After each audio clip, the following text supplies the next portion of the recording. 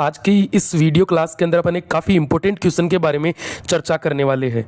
जो भी क्वेश्चन है काफ़ी इंपॉर्टेंट भी है, थोड़ा डाउटफुल भी रहता है और बोर्ड की एग्जाम में आता भी है। तो क्वेश्चन है अपने पास में टेन इनवर्स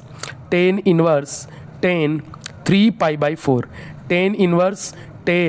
3 पाई बाई 4 का मुख्य मान ज्ञात करना है।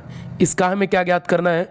मुख्य मान ज्ञात करना है। तो देखो इसका मुख्य मान ज्ञात करूं। अब मुख्य मान कैसे निकालेंगे वो देखो डायरेक्ट यदि मुझे दिख रहा है तो ये क्वेश्चन आसान दिख रहा है। दिखने में क्वेश्चन क्या है? एकदम आसान है। सर 10 से 10 इनवर्स को काट दो। तो जब 10 से 10 इनवर्स को काटेंगे तो बचेगा क्या?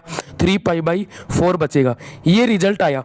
अब ये रिजल्ट सही आया कि गलत आया? देखो इतना आसान तो क्वेश्चन बोर्ड में देने से रहा।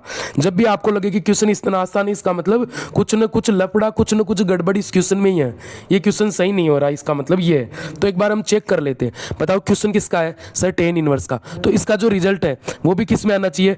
10 इनवर्स की रेंज में। तो क्या 10 इनवर्स की रेंज आपको याद है? अब आपको देखो याद होनी चाहिए हर इनवर्स ट्रिग्नोमेट्रिक फंक्शन की रेंज याद होनी चाहिए, ठीक है। तो ये रेंज है अपने पास में माइनस पाई बाई 2 और प्लस पाई बाई 2 और ये आएगा ओपन ब्रैकेट, ओपन इंटरवल, ठीक है। अब ये चेक करो कि ये इसका एलिमेंट है कि नहीं है। अगर एलिमेंट है तो यही रिजल्ट होगा और एलिमेंट नहीं है तो फिर इस क्वेश्चन को कैसे हल करेंगे वो बात करेंगे। देखो माइनस पाई बाई 2 और प्लस पाई बाई 2 के बीच में मान होना चाहिए। ये कितना है बोलो? तो इसको कैलकुलेट करके देखो।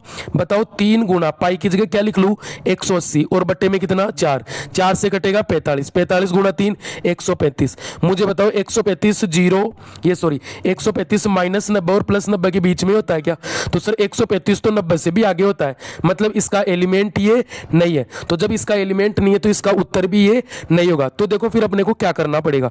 काफी इंपॉर्टेंट क्वेश्चन है, जैसा मैं बता रहा हूं वैसा ही बोर्ड में करना है। करने का तरीका भी यही है।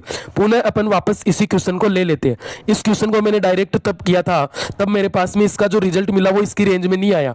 तो हम इसको वापस से इस क्वेश्चन को कर रहे हैं।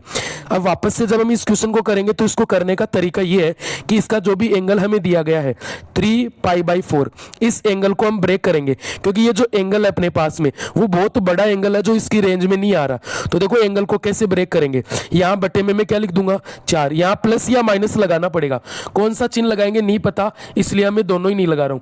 फिर मुझे यहां पर पाई लिखना है। अपन पाई के गुणज में वैल्यू लिखेंगे, पाई 2 पाई 3 पाई 4 पाई कुछ भी लिख सकते। मैंने एक बार पाई लिखा, पाई के नीचे कुछ भी नहीं है, मैं क्या मान लूंगा? 1। बताओ इसका जब हम एलसीएम लेंगे तो एलसीएम कितना आएगा? सर 1 आती है, एलसीएम आ जाएगा 4। और जब एलसीएम को अपन कैलकुलेट करेंगे तो 4 किससे गुणा हो जाएगा? पाई से। तो ऊपर बनेगा 4 पाई। अब बताओ प्लस करूं कि माइनस करूं, क्योंकि मुझे ऊपर क्या बनाना है? 3 पाई। तो सर 4 पाई तो हम थोड़ा ज्यादा पहुंच गए, मुझे 1 पाई इसमें से घटाना पड़ेगा। तो माइनस में क्या लगा दूं? 1 पाई। अब आप एक बार इसको कैलकुलेट करके देखो कि क्या इसका जो रिजल्ट आता है वो 3 पाई बाई 4 ही आता है क्या? तब तो हमने जो एंगल ब्रेक किया वो सही किया।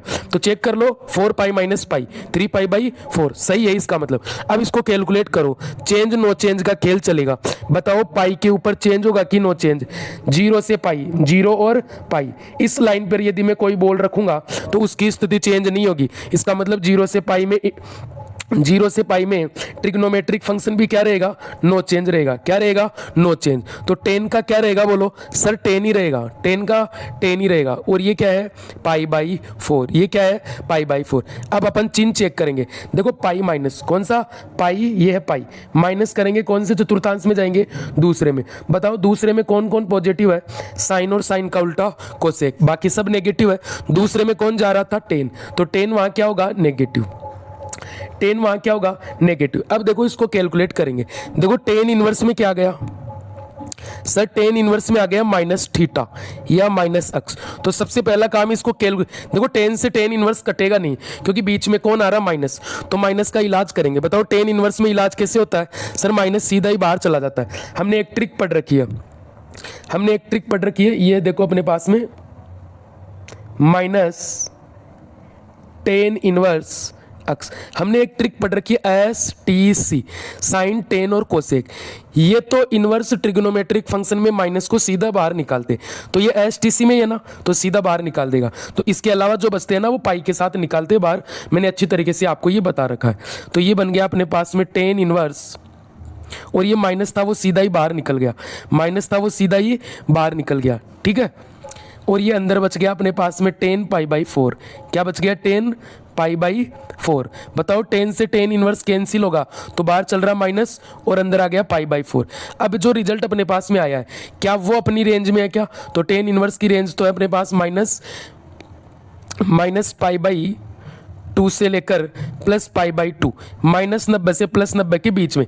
क्या माइनस का 45 इसके बीच में आता है क्या, देखो ये है -90 और ये है अपने पास में +90 और -45 लगभग यही आएगा, इसका मतलब इसकी रेंज में ही अपना काम बन रहा है, इसकी रेंज में ही ये रिजल्ट अपने पास में आ रहा है।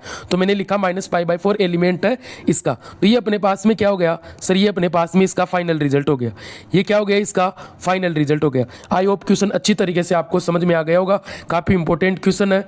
अगर वीडियो आपको पसंद आया तो लाइक करो, अपने दोस्तों के साथ में इस वीडियो को शेयर करो, कमेंट करो और कुछ सुझाव हो तो सुझाव दे सकते हो। चैनल पर नए हो तो चैनल को सब्सक्राइब करो। मिलेंगे नेक्स्ट वीडियो के अंदर।